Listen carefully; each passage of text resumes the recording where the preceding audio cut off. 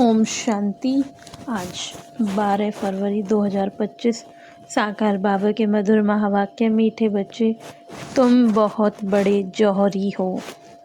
तुम्हें अविनाशी ज्ञान रत्नों रूपी जवाहरात देकर सबको साहूकार बनाना है। तुम बहुत बड़े जौहरी हो। तुम्हें अविनाशी ज्ञान रत्नों रूपी जवाहरात देकर सबको साहूकार बनाना है। आज बाबा प्रश्न पूछते, अपने जीवन को हीरे जैसा बनाने के लिए किस बात की बहुत बहुत संभाल चाहिए? अपने जीवन को हीरे जैसा बनाने के लिए किस बात की बहुत बहुत संभाल चाहिए? बाबा कहते, संग की। बच्चों को संग उनका करना चाहिए जो अच्छा बरसते हैं। जो बरसते नहीं उनका संग रखने से फ़ायदा ही क्या है। संग का दोष बहुत लगता है। कोई किसी के संग से हीरे जैसा बन जाते और कोई फिर किसी के संग से ठिक्कर बन जाते हैं। जो ज्ञानवान होंगे वह आप समान जरूर बनाएंगे। संग से अपनी संभाल रखेंगे। ओम शांति। मीठे मीठे रूहानी बच्चों को सारी सृष्टि, सारा ड्रामा अच्छी रीति बुद्धि में याद है, कॉन्ट्रास्ट भी बुद्धि में है। यह सारा बुद्धि में पक्का रहना चाहिए कि सतयुग में सब श्रेष्ठाचारी, निर्विकारी, पावन, साल्वेंट थे। अभी तो दुनिया भ्रष्टाचारी, विकारी, पतित, इनसाल्वेंट है। अभी तुम बच्चे संगम युग पर हो। तुम उस पार जा रहे हो। जैसे नदी और सागर का जहाँ मेला होता है उसको संगम कहते हैं। एक तरफ मीठा पानी, एक तरफ खारा पानी होता है। अब यह भी संगम है। तुम जानते हो बरोबर, सतयुग में लक्ष्मी नारायण का राज्य था, फिर ऐसे चक्र फिरा। अभी है संगम। कलयुग के अंत में सब दुखी हैं। इसको जंगल कहा जाता है, सतयुग को बगीचा कहा जाता। अभी तुम कांटों से फूल बन रहे हो, यह स्मृति तुम बच्चों को होनी चाहिए। अभी तुम कांटों से फूल बन रहे हो, यह स्मृति तुम बच्चों को होनी चाहिए। हम बेहद के बाप से वर्षा ले रहे हैं, यह बुद्धि में याद रखना है। 84 जन्मों की कहानी तो बिल्कुल कॉमन है। समझते हो अब 84 जन्म पूरे हुए। तुम्हारी बुद्धि में तरावट है कि हम अभी सतयुगी बगीचे में जा रहे हैं। अब हमारा मृत्युलोक, अब हमारा जन्म इस मृत्युलोक में नहीं होगा। हमारा जन्म होगा अमरलोक में। शिव बाबा को अमरनाथ भी कहते हैं। वह हमको अमर कहानी सुना रहे हैं। वहाँ हम शरीर में होते भी अमर रहेंगे। अपनी खुशी से, बाबा कहते हैं, अपनी खुशी से टाइम पर शरीर छोड़ेंगे, उसको मृत्युलोक नहीं कहा जाता है। तुम किसी को भी समझाएंगे तो समझेंगे बरोबर, इनमें तो पूरा ज्ञान है। सृष्टि का आदि और अंत तो है ना। छोटा बच्चा भी जवान और वृद्ध होता है, फिर अंत आ जाता है, फिर बच्चा बनता है।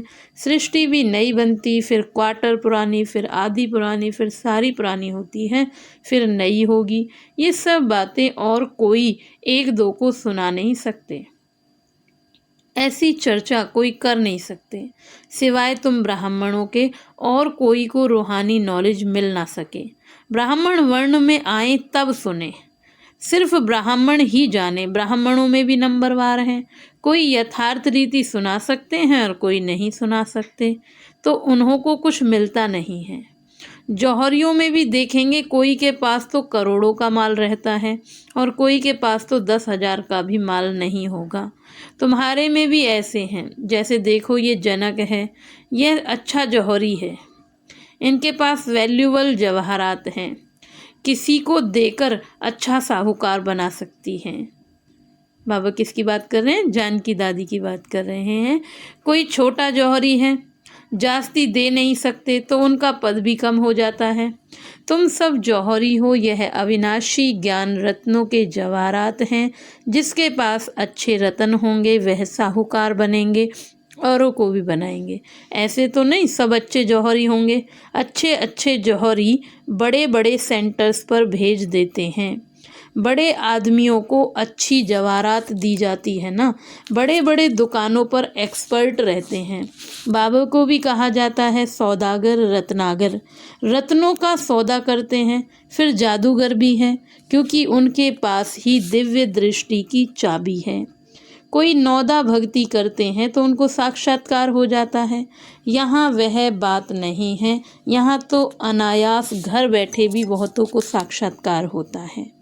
दिन प्रतिदिन सहज होता जाएगा।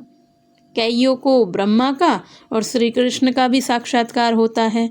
उनको कहते हैं ब्रह्मा के पास जाओ, जाकर उनके पास प्रिंस बनने की पढ़ाई पढ़ो। यह पवित्र प्रिंसेस चले आते हैं ना। प्रिंस को पवित्र भी कह सकते हैं, पवित्रता से जन्म होता है ना। बाबा कहते हैं पवित्रता से जन्म होता है ना। पतित को भ्रष्टाचारी कहेंगे। पतित से पावन बनना है, यह बुद्धि में रहना चाहिए, जो किसी को भी समझा भी सको। मनुष्य समझते हैं यह तो बड़े सेंसिबल हैं। बोलो, हमारे पास कोई शास्त्रों आदि की नॉलेज नहीं है। यह है रूहानी नॉलेज, जो रूहानी बाप समझाते हैं। यह है त्रिमूर्ति ब्रह्मा विष्णु शंकर। यह भी रचना है, रचिता एक बाप है, वह होते हैं हद के क्रिएटर। यह है बेहद का बाप, बेहद का क्रिएटर। बाप बैठकर पढ़ाते हैं, मेहनत करनी होती है। बाप गुल गुल फूल बनाते हैं। तुम हो ईश्वरीय कुल के, तुमको बाप पवित्र बनाते हैं। फिर अगर अपवित्र बनते हैं तो कुल कलंकित बनते हैं। बाप तो जानते हैं ना। फिर धर्मराज द्वारा बहुत सजा दिलवाएंगे। बाप के साथ धर्मराज भी है ना। धर्मराज की ड्यूटी भी अभी पूरी होती है। सतयुग में तो होगी ही नहीं, सतयुग में तो धर्मराज की ड्यूटी ही नहीं होगी। फिर शुरू होती है द्वापर से। बाप बैठ कर्म अकर्म विकर्म की गति समझाते हैं। कहते हैं ना, इसने आगे जन्म में ऐसे कर्म किए हैं जिसकी यह भोगना है। सतयुग में ऐसे नहीं कहेंगे। बुरे कर्मों का वहाँ नाम नहीं होता।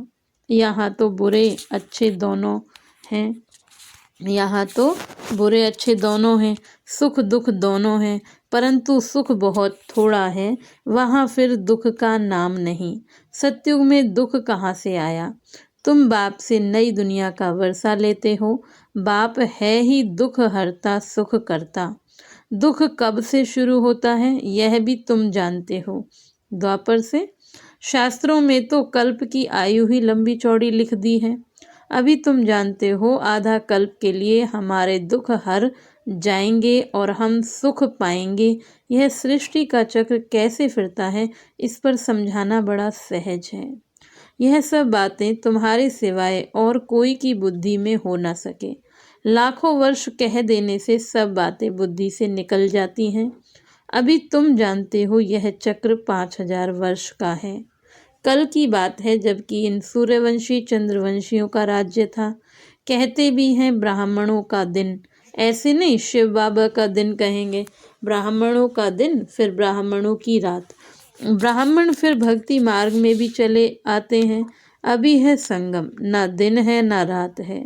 तुम जानते हो हम ब्राह्मण फिर देवता बनेंगे, फिर त्रेता में क्षत्रिय बनेंगे। यह तो बुद्धि में पक्का याद कर लो। क्या याद करना है? हम ब्राह्मण देवता बनेंगे और फिर त्रेता में क्षत्रिय बनेंगे। इन बातों को और कोई नहीं जानते। वह तो कहेंगे शास्त्रों में इतनी आयु लिखी है, तुमने फिर यह हिसाब कहाँ से लाया है? यह अनादि ड्रामा बना बनाया है, यह कोई नहीं जानते। तुम बच्चों की बुद्धि में है। आधा कल्प है सतयुग त्रेता, फिर आधा कल्प से भक्ति शुरू होती है। वह हो जाता है त्रेता और द्वापर का संगम। द्वापर में भी यह शास्त्र आदि आहिस्ते आहिस्ते बनते हैं। भक्ति मार्ग की सामग्री बड़ी लंबी चौड़ी है। जैसे झाड़ कितना लंबा चौड़ा होता है, लेकिन उसका बीज कितना छोटा होता है। ऐसी बाबा कहते हैं ये सृष्टि कितनी बड़ी है और इसका बीज शिव बाबा। यह उल्टा झाड़ है। पहले पहले आदि सनातन देवी देवता धर्म है। यह बातें जो बाप सुनाते हैं यह है बिल्कुल नई। इस देवी देवता धर्म के स्थापक को कोई नहीं जानते। श्री कृष्ण तो बच्चा है, ज्ञान सुनाने वाला है बाप, तो बाप को उड़ाए बच्चे का नाम डाल दिया है। श्री कृष्ण के ही चरित्र आदि बैठ दिखाए हैं। बाप कहते हैं लीला कोई श्री कृष्ण की नहीं है, गाते भी है ना, हे प्रभु। क्या कह रहे हैं? हे प्रभु तेरी लीला अपरम अपार है। लीला एक की ही होती है। शिव बाबा की महिमा बड़ी न्यारी है। वह तो है सदा पावन रहने वाला, परंतु वह पावन शरीर में तो आ ना सके। उनको बुलाते ही हैं, पतित दुनिया में आकर पावन बनाओ। तो बाप कहते हैं मुझे भी पतित दुनिया में आना पड़ता है। इनके बहुत जन्मों के अंत में आकर प्रवेश करता हूँ। तो बाप कहते हैं मुख्य बात अल्लाह को याद करो, बाकी यह सारी है रेजगारी। यह सब तो धारण कर ना सके, जो धारण करते हैं, बाबा कहते हैं जो धारण कर सकते हैं उन्हों को ही समझाता हूँ, बाकी तो कह देता हूँ मन मना भव। नंबरवार बुद्धि तो होती है ना। बादल कोई तो खूब बरसते हैं, कोई थोड़ा बरस कर चले जाते हैं। तुम भी बादल हो गए ना। कोई तो बिल्कुल बरसते ही नहीं है। ज्ञान को खींचने की ताकत नहीं है। मम्मा बाबा अच्छे बादल है ना, तो बच्चों को संग उनका करना चाहिए जो अच्छा बरसते हैं। जो बरसते ही नहीं, उनसे संग रखने से क्या होगा? संग का दोष भी बहुत लगता है। किसी बाबा कहते कोई तो किसी के संग से हीरे जैसा बन जाते, और कोई फिर किसी के संग से ठिक्कर बन जाते, पत्थर बन जाते। पीठ पकड़नी चाहिए अच्छे की। जो ज्ञानवान होगा वह आप समान फूल बनाएगा। सत बाप से जो ज्ञानवान और योगी बने हैं उनका ही संग करना है। ऐसे नहीं समझना है कि हम फलाने का पूछ पकड़कर पार हो जाएंगे। ऐसे बहुत कहते रहते ना। अधिकतर पति कहते हैं अपनी पत्नियों से कि आप कर लो और हमारी पूछ जो है पार हो जाएगी। बाबा कहते हैं ऐसे बहुत कहते हैं, परंतु यहाँ तो वह बात नहीं है। स्टूडेंट किसी की पूछ पकड़ने से पास हो जाएंगे क्या? पढ़ना पड़े ना। बाप भी आकर नॉलेज देते हैं। इस समय वह जानते हैं हमको ज्ञान देना है। भक्ति मार्ग में उनकी बुद्धि में यह बातें नहीं रहती कि हमको जाकर ज्ञान देना है। यह सब ड्रामा में नूद है। बाबा कुछ करते नहीं है। ड्रामा में दिव्य दृष्टि मिलने का पार्ट है तो साक्षात्कार हो जाता है। बाप कहते हैं ऐसे नहीं कि मैं बैठ साक्षात्कार कराता हूँ। यह ड्रामा में नूद है। अगर कोई देवी का साक्षात्कार करना चाहते हैं, देवी तो नहीं कराएगी ना। बाबा कहते हैं अगर कोई देवी का साक्षात्कार करना चाहते हैं तो देवी तो नहीं कराएगी ना। कहते हैं ना हे भगवान हमको साक्षात्कार कराओ, तो कौन कराएगा? भगवान कराएंगे ना। बाप कहते हैं ड्रामा में नूद होगी तो हो जाएगा। मैं भी ड्रामा के बंधन में बंधा हुआ हूँ। बाबा कहते हैं मैं इस सृष्टि में आया हुआ हूँ, इनके मुख से बोल रहा हूँ, इनकी आँखों से तुमको देख रहा हूँ। अगर यह शरीर ना हो तो देख कैसे सकूँगा? पतित दुनिया में ही मुझे आना पड़ता है। स्वर्ग में तो मुझे बुलाते नहीं हैं, मुझे बुलाते ही संगम पर हैं। जब संगम युग पर आकर के शरीर लेता हूँ तभी देखता हूँ। निराकार रूप में तो कुछ देख नहीं सकता हूँ। ऑर्गन बिगर आत्मा कुछ कर ना सके। बाबा कहते मैं देख कैसे सकता, चुरपुर कैसे कर सकता बिगर शरीर के? ये तो अंधश्रद्धा है ना। जो कहते हैं कि ईश्वर सब कुछ देखता है, सब कुछ वह करते हैं, देखेगा फिर कैसे? जब ऑर्गन मिले तब तो देखे ना। तो बाप कहते हैं अच्छा व बुरा काम ड्रामा अनुसार हर एक करते हैं। नूद है। मैं थोड़े इतने करोड़ों मनुष्य का बैठ हिसाब रखूंगा। मुझे शरीर है तब सब कुछ करता हूँ। करन करावन हार भी तभी कहते हैं, नहीं तो कह ना सके। मैं जब इसमें आऊं तब आकर पावन बनाऊं। ऊपर में आत्मा क्या करेगी? शरीर से ही पार्ट बजाएगी ना। मैं ही यहाँ आकर पार्ट बजाता हूँ। सत्युग में मेरा पार्ट है नहीं। पार्ट बिगर कोई कुछ कर ना सके। शरीर बिगर आत्मा कुछ कर नहीं सकती। आत्मा को बुलाया जाता है। वह भी शरीर में आकर बोलेगी ना। ऑर्गन्स बिगर कुछ कर ना सके, यह है डिटेल की समझानी। मुख्य बात तो कहा जाता है बाप और वर्षे को याद करो। बेहद का बाप इतना बड़ा है, उनसे वर्षा कब मिलता होगा यह कोई नहीं जानते। कहते हैं आकर दुख हरो, सुख दो, परंतु कब यह किसी को पता नहीं है। तुम बच्चे अभी नई बातें सुन रहे हो। तुम बच्चे अभी नई बातें सुन रहे हो।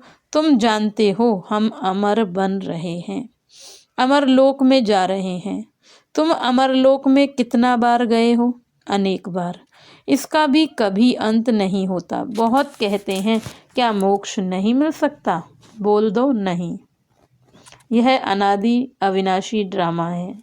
यह कभी विनाश नहीं हो सकता। यह तो अनादि चक्र फिरता ही रहता है।